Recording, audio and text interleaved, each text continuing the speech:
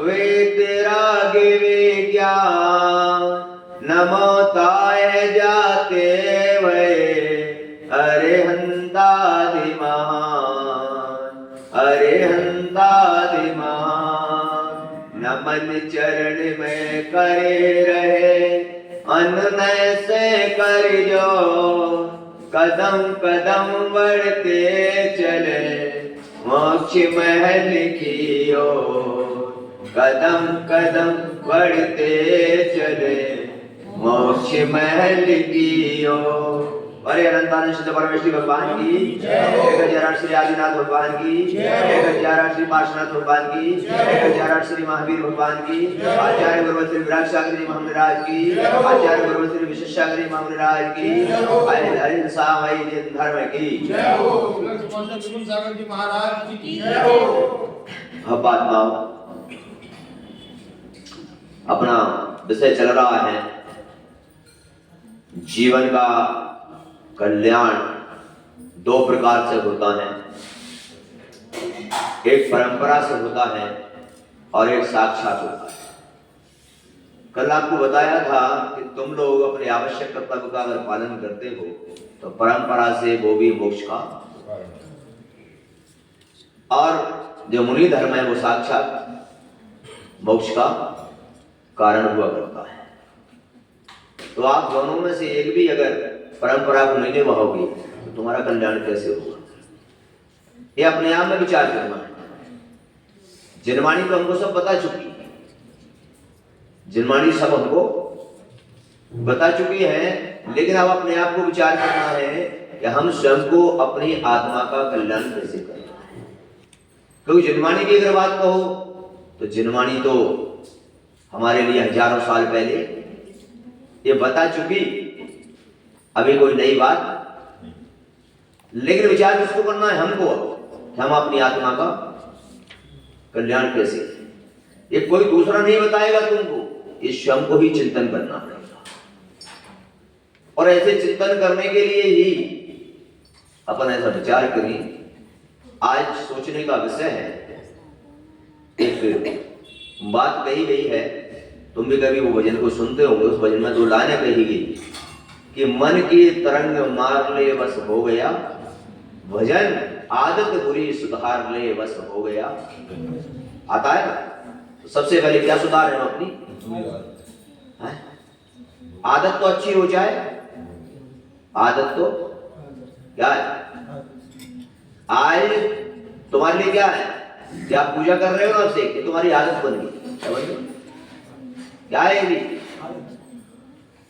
क्या बन गई? तुम्हारी आदत बन गई। और आदत मत बनाओ किसी चीज को, क्या मत करो। क्या बन गई? तुम्हारी आदत तो बनी गई है। आदत का मतलब होता है कि जिस चीज की आदत पड़ जाती है उसमें परिवर्तन नहीं होता। क्या नहीं होता? और तुम्हारी क्या पड़ गई? बोलो। हाँ, हो गया ना? आदत हो गई। क्या हो गई? और भगवान के मंदिर का कोई भी कार्य स्थायी नहीं होता। क्या? भगवान का कोई काम होता है क्या? शास्त्रों के आगम में कहा गया है, हे बात्माओं, भगवान को अपनी तरह चलाने का प्रयास मत करो। किसको? क्या कहा है? भगवान को अपनी तरह चलाने का प्रयास मत करो। ऐसा भाव रखो कि मैं भगवान के द्वारा कही जिनवाणी की तरह चल सकूं। कैसे कैसे चल सके हम? तो जिनवाणी की तरह हम, यानी भगवान की जो वाणी में आया उस तरह मैं चल सकूं। क्या? मैं भगवान को अपनी तरह। और तुम क्या कर रहे हो? बोलो। अरे बोलने में क्या जा रहा है? हाँ, आज वर्तमान में हम लोग मंदिर मेरी तरह चलेगा, भगवान मेरी तरह चलेंगे, गुरु हमारे हिसाब से चलेंगे। किससे चलेंगे? बस समझ लो, तुम्हारे मन में ये भाव आ गया भगवान मेरी तरह चलेंगे, गुरु मेरी तरह चलेंगे, समय लेना, तुम्हारे दिन अब बिल्कुल समय लेना है। और तुमने ये विचार कर लिया भगवान मेरी क्या औकात है, मेरी क्या हैसियत है कि मैं आपको चला सकूं। अरे मैं तो अपने चरणों का दास हूं, आपके इशारे पर मैं, अरे गुरुवर मैं आपको क्या चलाऊंगा मेरे हिसाब से, मैं तो आपके इशारे के इंतजार, ऐसे भाव आ जाने चाहिए। लेकिन आज सारे हिंदुस्तान में देव विश्वास गुरु को प्रत्येक व्यक्ति अपने हिसाब से चलाने लगा। किसके हिसाब से बोलो? बस यही कारण है, यही कारण है कि आज हमारा दिन पे दिन पुण्य क्षीण होता, बोलो दिन पे दिन हमारा पुण्य क्षीण होता चला जा रहा है, यही कारण है। इसलिए धर्म को आदत मत बनाओ। क्या मत बनाओ? क्या मत बनाओ? आदत कोई भी हो, आदत हर चीज की क्या होती है? होती है कि नहीं? बोलो। तो इसलिए क्या मत बनाओ? आदत मत बनाओ। इसलिए कहा ना मन की तरंग मार लो बस हो गया भजन। अरे मन को कंट्रोल कर लो, उसको भजन। अब तुम्हारे को अपना कंट्रोल में उथल पुथल मची रहती है। क्या मची रहती है? नहीं बंधु हो, इसी वजह पर विषय चल रहा है अपना, और इसी पर चलते हुए भगवान के संबोधन में राजा शरण्य के प्रश्न चल रहे हैं। और राजा शरण्य भगवान से पूछ रहा है धर्म की परिभाषा किसकी, और वो कह रहा है कि भगवान इन कर्मों से बचने के लिए मुझे धर्म का मार्ग बताओ। क्या पूछ रहा है? किससे पूछ रहा है? भगवान को अपनी तरफ नहीं चला रहा, वो भगवान से कह रहा है कि भगवान मुझे धर्म का। वहां पर भगवान ने कहा धर्म का मार्ग कल तुमको बता दिया था कि दानम पूजा मोक्षम श्रावक धर्मम। श्रावक का धर्म है दान करना और पूजा। ये कल तुमको बता दिया था, और तुमको ये भी बता दिया था कि जीवन के अंदर में तुम जिसके पीछे भाग रहे हो, व्यवस्थाओं के पीछे, उसके पीछे आचार्य भगवान कहते हैं एक बार अपना कर्तव्य करके देखो, व्यवस्था तुम्हारे पीछे दौड़ने लगेगी। जिन व्यवस्थाओं को तुम भाग रहे हो वो व्यवस्था आज तक तुम्हें प्राप्त नहीं हुई, और एक बार अपना धर्म करके देखो, व्यवस्था तुम्हारे। बस अंतर इतना ही है कि आज तक अनादिकाल से हम व्यवस्थाओं के पीछे भाग रहे हैं, व्यवस्था तुमसे दूर चली जा रही है। आज तक हमने अपने धर्म को नहीं पहचाना, और जिस दिन पहचान लो उस दिन व्यवस्था तुम्हारे पीछे चलना शुरू हो जाए। अंतर इतना ही है, अंतर इतना सा ही है बस। बंधुओं, शरण्य ने कहा ऐसे कर्तव्य का पालन करने वाला ऐसा कौन व्यक्ति हुआ भगवान? मेरी नजर में तो कोई आता जिसने निष्ठा और भक्ति के साथ। आप लोग भक्ति तो करते हैं लेकिन निष्ठा के साथ नहीं करते। बहुत बड़ा अंतर है निष्ठा और। आप लोग भक्ति करते हो पर निष्ठा। अब यहां पर पूछा जाओ श्रेणी ने, तो भगवान ने कहा कि यहां पर एक ऐसा व्यक्ति हुआ इस वन क्षेत्र में जिसने अपने आवश्यक कर्तव्य का पालन किया। कौन हुआ? भगवान। जब शास्त्र पढ़ते हैं तो मन में विचार आता है, नाम दिया किसका? भरत चक्रवर्ती। किसका नाम आया? जैसे ही मैं इसका अध्ययन चल रहा था, जैसे भरत चक्रवर्ती का नाम आया, मैंने कहा ये भरत चक्रवर्ती को क्या आवश्यकता पड़ेगी? इसको तो सारे सुख हैं, इसको तो सारे सुख हैं, इसको क्या आवश्यकता पड़ गई? अरे किसी गरीब का नाम आ जाता। किसका? जो भगवान के मंदिर में आकर कहता भगवान मैं आपकी पूजा कर रहा हूं, भगवान मैं आवश्यक कर्तव्य कर रहा हूं, मैं अमीर बन जाऊं। वो तो अमीर है, चक्रवर्ती है, क्या सारे राजा उसके अधीन है, 6 खंड का। इसको क्या आवश्यकता पड़ी इसको? इसलिए मैं ज्योति कॉलोनी में आया। इसमें मैंने सोचा यहां पर कोई चक्रवर्ती से बड़ा बैठा हो। कौन? कोई चक्रवर्ती से अधिक वैभव वाला होगी। बंधुओं, चिंतन करने का विषय है। आप चक्रवर्ती को, वैभव को पढ़कर चिंता मत करना, मत करना। अब तुम क्या करते हो? पड़ोसी पे पैसा जा दो या तो क्या लग जाती है? पड़ोसी की दुकान ज्यादा चलने लगे तो किसमें आ जाते हो? चिंता मत करना, चिंतन करना। क्या करना? बस अपन में यही अंतर है कि अपन चिंता करने लगे। क्या मेरे पास धन नहीं आ रहा, मैं पूजा करते करते मेरी जिंदगी भी कुछ तो नहीं हुआ है।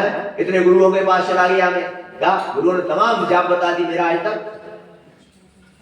चिंता लग गई। क्या लगे? अब चिंता लगेगी तो कार्य की कभी सिद्धि। चिंतन करना, क्या करना? तुम क्या करना? अब क्या होगा? चिंता करने से चिता बनती है और चिंतन करने से भगवान बनती है। इसलिए चिंता छोड़ो। और वो चक्रवर्ती का जैसे नाम आया, और जब नाम आया तो हमने विचार किया, इतना वैभव, इतना वैभव, 6 खंड का अधिपति। कितने का? तुम्हारे पास कितने खंड का मकान है? बोलो। 6 खंड का किसी के पास मकान भी नहीं होगा, फिर भी चक्रवर्ती के चाचा बने बैठे। फिर भी अपने कर्तव्य करने को क्या नहीं। ध्यान रखो, 60 आवश्यक कर्तव्य तुम्हारे 6 पेपर हैं कितने? और एक पढ़ने वाला व्यक्ति 5 पेपरों में 95 नंबर लाता है और एक पेपर में फेल हो जाए तो क्या होगा? क्या कहलाएगा? आप ये सारे काम कर रहे हो और एक कर्तव्य छोड़ दिया तो क्या कहलाओगे? वो हर बार कोई ना कोई कर्तव्य तुम्हें करना ही नहीं है और हर बार तुम्हें फेल क्या होना है? हर बार फेल होना है। अनादि काल से फेल होते आ रहे हैं, अभी से नहीं हो रहे। और अगर आपने पूरे पेपर पास नहीं किए तो अनंत काल तक फेल होते जाओ। यानी तुम्हारा किया हुआ 5 पेपरों की मेहनत सब क्या होगी? इसलिए महात्माओं, प्रयास करो कि मैं सारे पेपरों में, और तुम्हारे तो कोई फर्क, जैसे अभी कह दिया ना इन्होंने, कोई बात नहीं है, फेल हो गए तो आगे फिर पेपर देने थोड़ी दी ना इन्होंने। क्या फर्क? अनादिकाल से दुख भोग रहे हैं, वो भंगे, कोई फर्क है? अनादिकाल से कोई कर ले महाराज। लेकिन समझदार व्यक्ति कौन? समझदार व्यक्ति की जब समझ में आ जाती है तो वो व्यक्ति फिर फेल होने का प्रयास ही, मन में विचार भी नहीं लाता। बस वो ये सोचता है अभी तक मैं फेल होता रहा, क्योंकि मुझे पता आज मुझे इसकी जानकारी मिल गई, अब मैं फेल नहीं होऊंगा, अब मैं पास होकर ही रहूंगा। जब ऐसा विचार आता है तो वो पास। और तुम्हारी तो वही आदत चल रही है, वो कह रहा है अनादिकाल से चल रहा, हमारा चल रहा, हम बदलेंगे नहीं, कुछ भी हो जाए हम नहीं बदले हो। बस अंतर इतना ही है कि दिशा बदलते ही दिशा क्या बदलना है? दिशा बदल दो अपने कर्तव्य का प्रयास करो। क्या नहीं तो बंधु हो, फेल होने का मतलब है कि 5 पेपर के नंबर का मतलब है कि संसार में आप चारों गतियों में भ्रमण करोगे। अगर मनुष्य जन्म भी पाओगे तो कभी राजा बनोगे तो कभी रंक बनोगे, ये कोई बड़ी चीज? आपके संसार के वैभव को, संसार के इनको कोई अरबपति करोड़पति बन गया, कोई रोड पर, कोई बड़ी बात? यहां पर बात चल रही है मोक्ष की। कौन सी बात चल रही है? और मोक्ष की जहां बात चल रही है वहां पर आपको सारे पेपरों में पास होना पड़ेगा। इस संसार की ये व्यवस्था है, संसार का वैभव तो क्या है, क्या चक्रवर्ती काग बीट के समान समझते हैं इसे। किसके समान है ना, तो कोई बड़ी बात नहीं है, लेकिन मोक्ष की बात चल रही है। अगर आपको मोक्ष की अभिलाषा हो तो मन में दृढ़ निश्चय कर लो कि मैं कुछ कर पाऊं या ना कर पाऊं, लेकिन मैं अपने आवश्यक कर्तव्य का पालन। ऐसा जो चक्रवर्ती का ये विवरण पढ़ा और चक्रवर्ती ने 6 खंड पर विजय प्राप्त की। इस पर कितने खंड पर और विजय प्राप्त की, ध्यान रखा, वो चक्रवर्ती भी अभिमान में था। किसमें? वो भी घमंड में था। किसमें? तुमका कम होगा, तुम कम होगा है? और उसने कहा मैं चक्रवर्ती कौन,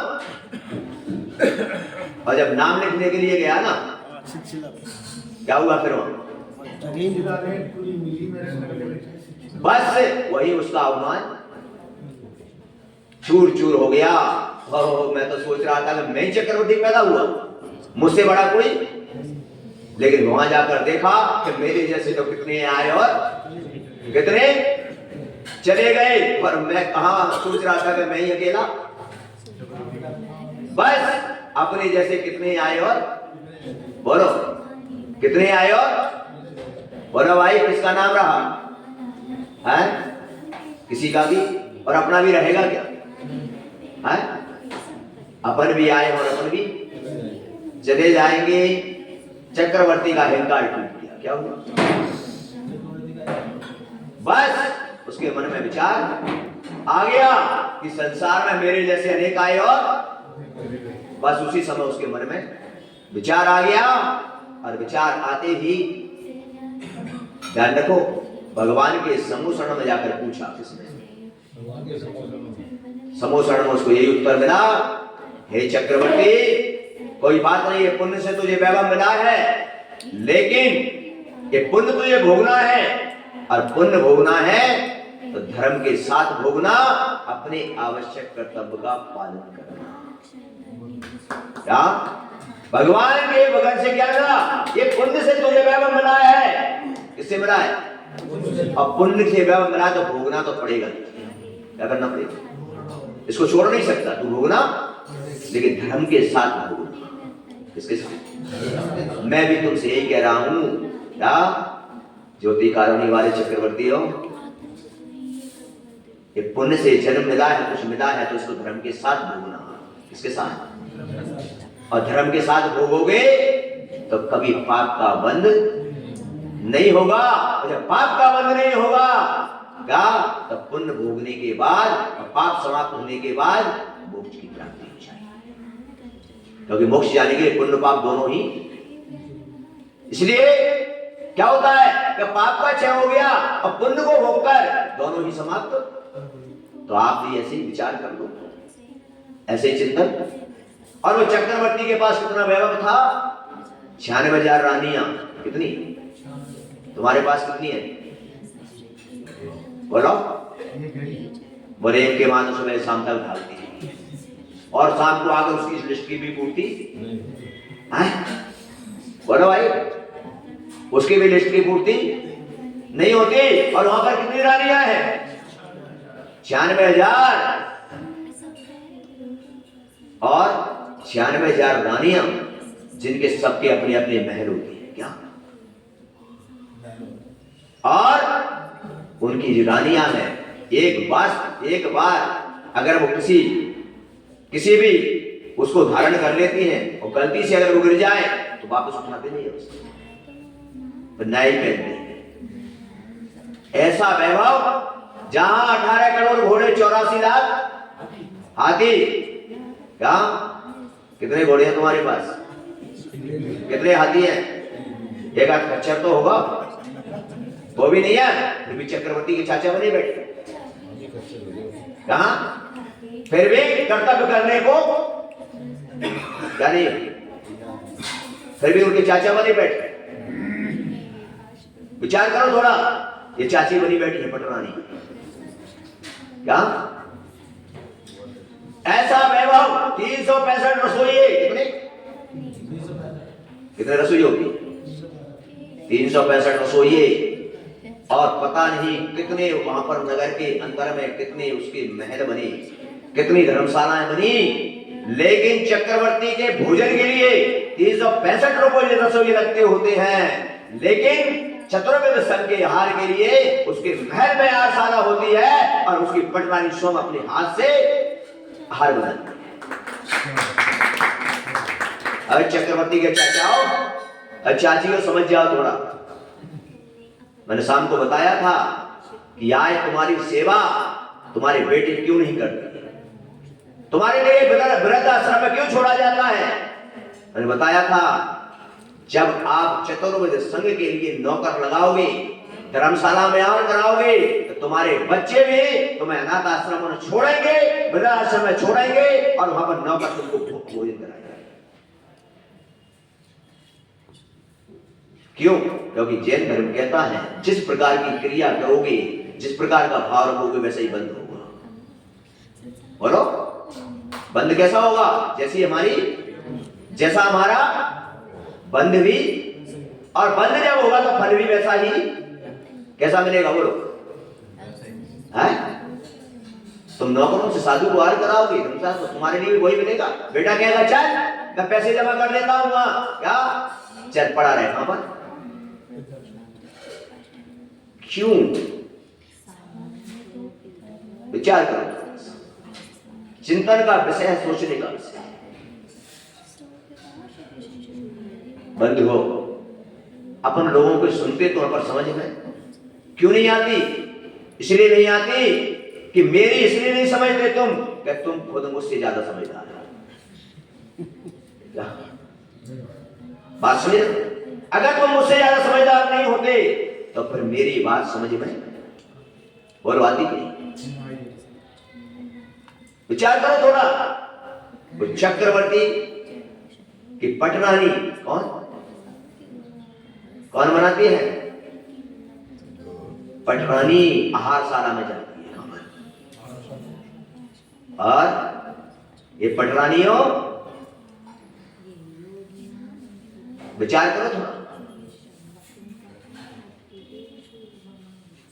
और जब उसका वैभव मैंने पढ़ा, बढ़ते इस वैभव जब पढ़ा गया, तो क्या आप जिस घर को, जिस पैसे को, जिस इनको अपना मानते हो, चक्रवर्ती इतना वैभव होते हुए भी कुछ भी अपना नहीं मान पाता। वो सोचता था कि मेरे पुण्य का फल मुझे भोगना पड़ रहा है, मैं भोगना नहीं चाहता, लेकिन क्या करूं, पुण्य तो भोगना पड़ेगा। और तुम्हारा क्या भाव है? और भोग मिल जाए मुझे, क्या मिल जाए? और वो चक्रवर्ती का विवरण जब पढ़ा जाता है, और पढ़ने में जब आता है, चक्रवर्ती का महल 84 खंड का होता है। कितने खंड का महल होता है? तुम्हारे कितने खंड का मकान? 84 खंड का महल होता है। यानी, और उस समय 500 धनुष की ऊंचाई थी। कितनी थी? 500 धनुष यानी 2000 हाथ। कितना? 2000 हाथ का एक मंजिल। कितना? और इससे ऐसे 84 मंजिल। कितना ऊंचा हो गया? ऐसा महल, जो महल बन के तैयार हो गया। क्या हो गया? चक्रवर्ती को महल बनकर तैयार हो गया। क्या देखा गया था? सोने चांदी की दीवारें फर्श लग चुके, मणियों में लग चुकी, जिसका प्रकाश हो रहा है। ऐसा महल तैयार हुआ, और महल तैयार होते ही क्या चक्रवर्ती को कहा चलो। क्या हुआ? बोले महल में प्रवेश करना है, महल का नागर होना है ना? तुम करते हो ना मकान बनाने के बाद? क्या करते हो? नया मकान बनाए क्या करते हो? मुहूर्त करते हो। तो मतलब मुहूर्त है। चक्रवर्ती जैसे ही महल में प्रवेश कर रहा था, वहां पर नीची गर्दन कर ली। क्या कर? कैसी गर्दन कर ली? तुम कैसी कर लेते हो? एक मकान क्या बन रहा है? देख भाई क्या चाल समझवानी है? बोलो कैसे चलते हो? अरे देख लीजिए, रात की मकान दिखाती है, देख मेरा मकान, ये महिलाओं को देख। हाँ देख मैंने क्या वो कौन सा लगवाया, मैंने ग्रेनाइट लगवाई, मैंने जापान से पत्थर मंगाया, क्या हो जाता है? थोड़े से नहीं। चक्रवर्ती नीची गर्दन कर ली और महल में चल रहा, तो देवताओं ने कहा क्या महल आपको पसंद नहीं आया? इतना सुंदर महल बनाया है। चक्रवर्ती ने कहा नहीं नहीं नहीं। बोले बताओ तो नीची गर्दन क्यों कर ली? आप देख ही नहीं रहे महल की तरफ, हमने इतना सुंदर क्या बनाया है, जिसमें मणि लगाई है, क्या मणियों का प्रकाश हो। चक्रवर्ती ने कहा मुझे क्या पता था कि मेरे कौन से पाप कर्म का उदय आया है कि इतनी बड़ी जेल मुझे रहने को मिल रही है। बोलो क्या कह रहा है? इतनी बड़ी क्या मान रहा है उसको? अब तुम क्या मान रहे? आहा मेरा घर तो स्वर्ग बन गया। क्या हो गया? ऐसा भाव था चक्रवर्ती का। क्या था?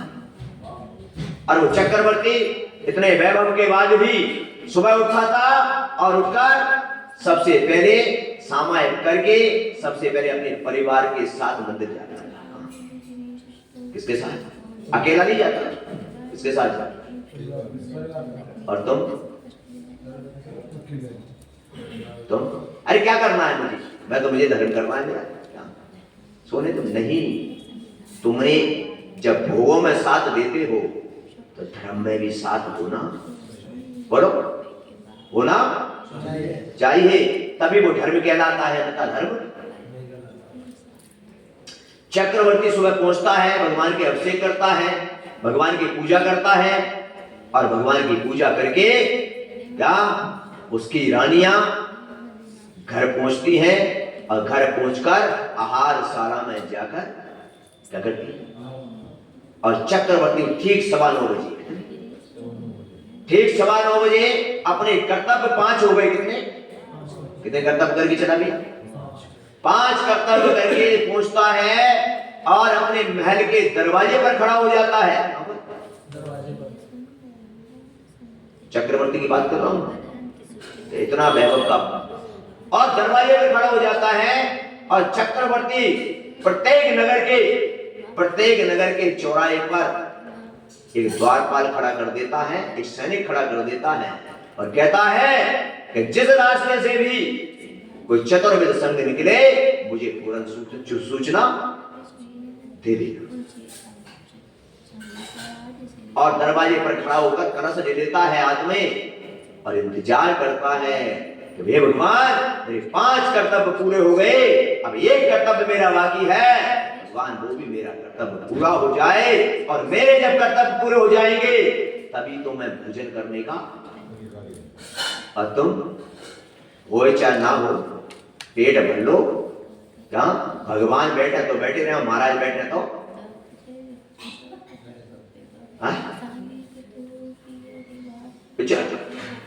चक्रवर्ती वहां पर खड़ा और इंतजार करता है और कहता है, इधर देखता है, इधर देखता है, ऊपर देखता है और बार बार बोलता है हे स्वामी नमोस्तु नमोस्तु नमोस्तु बंदामी बंदामी इच्छामी। क्यों?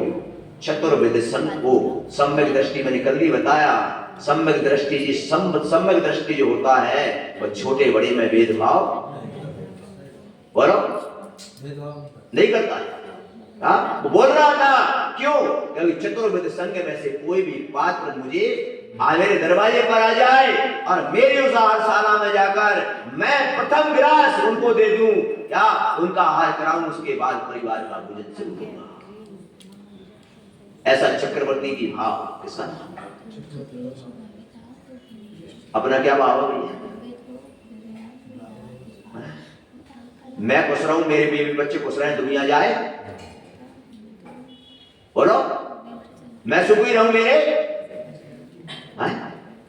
कौन सुखी रहे और दुनिया जाए? बोल तो पाते। बात ये चल रही है, वो चक्रवर्ती दरवाजे पर खड़ा हो गया और सारी प्रजा को आदेश होता था कि जब तक आहार मंडप में जब तक भोजन आह नहीं हो जाएगा तब तक नगर का कोई भी व्यक्ति भोजन पानी ग्रहण नहीं करेगा। राजा का और राजा की आज्ञा का कोई उल्लंघन क्यों? क्योंकि उसको पता था कि गुरु उपासती यानी गुरु की उपासना मुझे ही नहीं, मैं राजा हूं और राजा होने के नाते मेरा दायित्व है कि प्रजा को भी पुण्य का आर्जन होना। बोलो है कि नहीं? राजा का धर्म, इसलिए राजा प्रजा को भी। और अपन लोग एक दिन की घटना आती है, चक्रवर्ती का पूरा जीवन निकल जाता है उसी में। एक दिन की घटना आती है कि चक्रवर्ती मंदिर से पूजा करके अभिषेक करके स्वाध्याय करके और वहां से आकर दरवाजे पर खड़ा हो गया। और दरवाजे पर खड़ा हो गया कितने बजे से? 9:15 बजे से। कितने से? 9:15। और 9:15 बजे से दरवाजे पर खड़ा रहा। सारे द्वारपाल, सारे मंत्री, सारे नगर की ओर, सारे गलियों में लगे हुए हैं और खड़े खड़े उसको 12 बज गए। कितने बज गए? कहां पर खड़ा है? और तुम अगर महाराज 2 मिनट लेट हो जाए, ठीक है अपना टाइम हो गया, करो ऑब्जेक्शन, आते रहेंगे महाराज, उनका इंतजार थोड़ी करेंगे क्या? साधु को बुलाने गए, साधु भक्ति कर रहा है, बोले 5 मिनट रुक जाओ। इतने में तो अरे टाइम हो गया, लेट हो जाएंगे, महाराज आएंगे तब। हमारे पास ये आदत है, क्या है? आदत को बदलो। क्या करो? आदत को बदलो। राजस्थान के अंदर में जब लोग हमको बुलाने आते थे उस समय हमारी भक्ति चल रही होती थी। क्या हम कहते, हम बोलते थे, आचार्य महाराज कहते थे कि जाओ तुम ऐसा करो, अब से कर लो, हमें टाइम लगेगा। क्या अभी हमारा स्वाध्याय चल रहा है, हमारी भक्ति चल रही है। तो वो लोग कहते थे महाराज भक्ति पूरी हो जाएगी तभी जाएंगे हम आपको देखेंगे। क्या कोई बात नहीं, 1 घंटा बाद चलो तो 1 घंटा बाद हो जाएगा, कोई बड़ी बात। आदत मत बनाओ किसी चीज को। क्या मत बनाओ? समय समय पर उसमें परिवर्तन भी होना। बोलो, और अपन ने क्या बना रखा?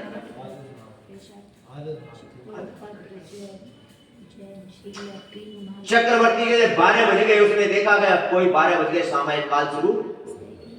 और सामायिक काल शुरू हुआ, कोई भी यहाँ पर विचरण नहीं करेगा। तो क्या चक्रवर्ती अपनी तरह दुकान खोलने चला गया, भोजन करने चला गया? नहीं बंधुओं, जैसे 12 बजते हैं चक्रवर्ती की आंखों में आंसुओं की धार लग जाती है,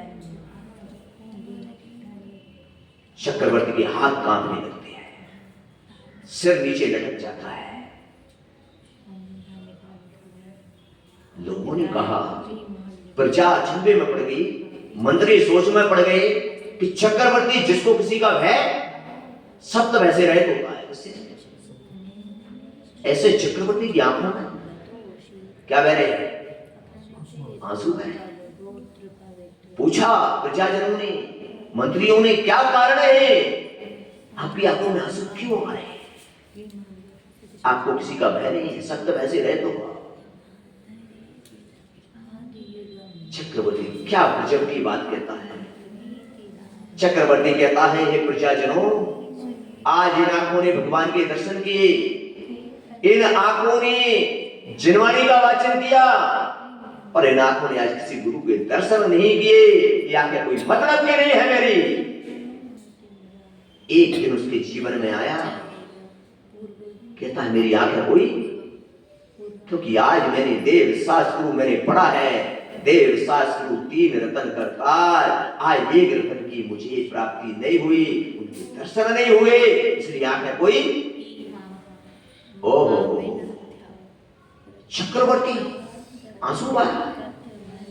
एक दिन दर्शन न होने पर हमारे साथ रोज घटना बढ़ती है, क्या फर्क पड़ता है? क्या हमारी आंख में आंसू आया कभी? क्या हमारे अंदर ऐसी करना पश्चाताप आया? ओहो, आज मैं भगवान के दर्शन किया, अरे मेरा कितना पाप कर्म का उदय आ गया। पड़ोस में धर्मशाला में महाराज विराजमान में उनके दर्शन नहीं कर सका। विचार करो, थोड़ा सा चिंतन करो। मेरा आपसे निवेदन है, देव शास्त्र को अपनी तरह मत चलाओ, इनकी तरह चलने का प्रयास करो। आज मंदिरों में गुरुओं के पास प्रतिबंध लगा देते, नियम बना देते। हम चलाना चाहते हैं अपनी तरह। ध्यान रखो, चक्रवर्ती की आंखों में आंसू बह रहे हैं। चक्रवर्ती बार बार उठता है, बार बार जमीन में पड़ता है और कह रहा है बार बार मेरे जीवन को धिक्कार है, आज मुझे धरती पर जीने का अधिकार नहीं है। कौन कह रहा है? ऐसा तुम्हारे अंदर कभी आंसू आया क्या? कभी ऐसा तुम्हारे हृदय में परिवर्तन हुआ? ऐसे नहीं है। धर्म को प्राप्त करना कोई, मोक्ष प्राप्त करना कोई गुड्डा गुड़ियों का खेल नहीं है। क्या तुमने समझ लिया कि बस एक काम करिए मेरा मोक्ष हो जाएगा? बंधुओं, उससे पूछा गया कि तेरे हाथ क्यों कांप रहे हैं? 6 घंटे में विजय प्राप्त करने का तो तेरे हाथ। उसने कहा, इन हाथों ने भगवान पर कलश किया, इन हाथों ने भगवान पर पूजा की, इन हाथों ने जिनवाणी को उठाया, इन हाथों ने किसी गुरु को आहार दान नहीं दिया, इसलिए हाथ नहीं ऐसा रखना मेरे यहाँ डंडे लगे। एक दिन आया उसके जीवन में कितना, और तुम्हारे साथ रोज घटना घटती है, क्या फर्क पड़ता है? क्या फर्क पड़ता है? विचार करो थोड़ा। उससे पूछा गया, तेरा सर क्यों लटका हुआ है? तेरा सर सिर्फ देव शास्त्रों के आगे झुकता है और किसी के आगे नहीं झुकता है। तब उसने कहा, एक क्षण मेरा भगवान के चरणों में झुका, जिनवाणी के आगे झुका, और ये सिर आज किसी गुरु के चरणों में नहीं झुका है, इसलिए ऐसा लगता है इस सिर में ही मेरे ऊपर कागज का ठोकर। क्या चिंतन उसका, क्या चिंतन! ये चिंतन था, क्या था? चिंता नहीं थी, क्या था? चिंतन। तुम चिंता में पड़ जाते हो। क्या महाराज आ गए, अब इनकी व्यवस्था को करे, वो चौका को लगाओ भगवान, आ गई आफत गले। क्या आ गई?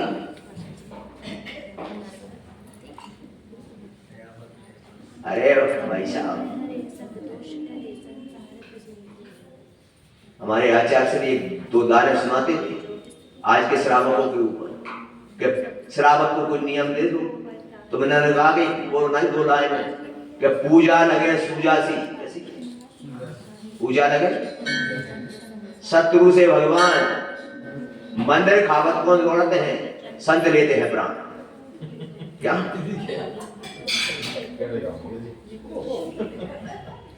सत्य का अपना पंचम।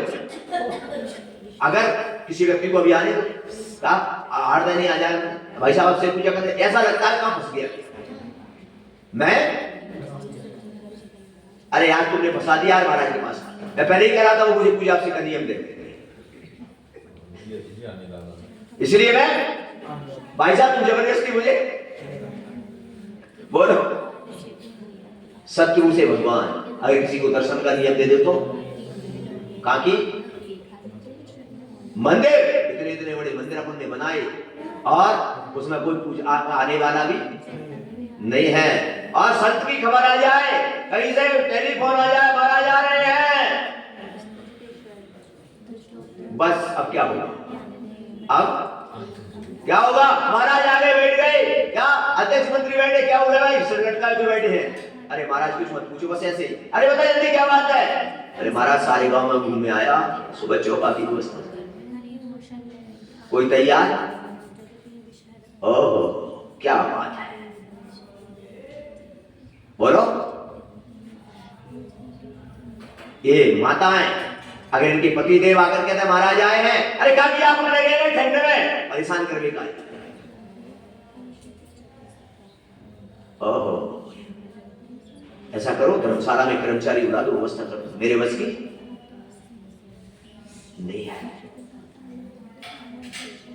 विचार करो, घर के अंदर में माताओं 4 व्यक्तियों का भोजन बनाती हो, सारा काम करती हो, और अतिथि देवो भव। अरे तुम्हारे घर पर कोई मेहमान आता है तो प्रेम से कह देते हो आजा भाई साथ में भोजन कर ले। अरे जब गुरु आए तो शुद्ध भोजन बनेगा। अरे मेरा क्या है, तुम भी आ जाओ। अरे 2 रोटी मैंने बनाई है, तुम खा लो। अरे विचार, घर के 10 लोगों को कपड़े धो सकती हो, बर्तन मांज सकती हो, देव शास्त्र के। अरे उस चक्रवर्ती का विवरण पढ़ता हूं मैं कि चक्रवर्ती मंदिर में झाड़ू लगाता है, उनकी पटरानी बर्तन मांज रहे हैं। विचार करो, जब शास्त्रों को पढ़ते हैं रोके खड़े हो जाते हैं, और जब तुम लोगों को देखते हैं तो मन में दुख हो जाता है। क्या वो चक्रवर्ती जैसी विभूति मंदिर में क्या लगा रहा है? उनकी पटरानियां। ओहो, क्या भक्ति है देव शास्त्रों की। इसीलिए और वो चक्रवर्ती ने कहा कि मैं अपने आज आवश्यक कर्तव्य का पालन नहीं कर सका, आज मुझे इस धरती पर जीने का अधिकार नहीं है। ऐसा पश्चाताप उसका, ऐसा चिंतन। क्या हुआ? पहली लाइन का धर्म कर संसार। चक्रवर्ती को संसार में कोई दुख नहीं होता, और धर्म करत निर्माण। क्या धर्म करत? वही चक्रवर्ती अपने आवश्यक कर्तव्य का पालन करते करते लास्ट में मुनि दीक्षा को धारण करता है, और मुनि दीक्षा धारण करके अंतर्मूलक मोक्ष को प्राप्त हो जाता है। यह धर्म, इसे कहते हैं धर्म। तुम धर्म का नकाब पहनकर दुनिया में आडंबर हो रहे हो, धर्म करते नहीं हो, और धर्म के नाम पर अपने आप को धर्मात्मा पूज रहे हो। धर्म ये है क्या? अपना आवश्यक कर्तव्य करते करते पुण्य को भोगकर मुनि बन के मोक्ष को प्राप्त हो गया। जब चक्रवर्ती जा सकता है बंधुओं, तो तुम भी जा सकते हो, क्योंकि तुमने भी इसी पर जन्म लिया है। पर अंतर इतना है तो उसके जैसे कर्म नहीं करते तुम अपनी मनमानी करते हो, और उसने जिनवाणी को ग्रहण किया। किसको ग्रहण किया? पर अंतर इतना है, जो मनमानी को छोड़ दे, जो जिनवाणी ग्रहण कर ले, उसका कल्याण होगा, कोई रोकने वाला नहीं है। और जब तक मनमानी करते रहोगे, तब तक कितने भी धर्म के आडंबर रोक लो, कुछ होने वाला है। ये मंदिर तो चक्रवर्ती ने भी बनाए, बात कर जनाले सोने के बनाए। किसके? तुम एक छोटा सा जनाना बना के भूल जाते, अरे मैंने ऐसा, अरे मैंने किया, ये काम किसने किया? अरे तू है करने वाला क्या है? इसलिए मैंने आज आपको सूत्र दिया है।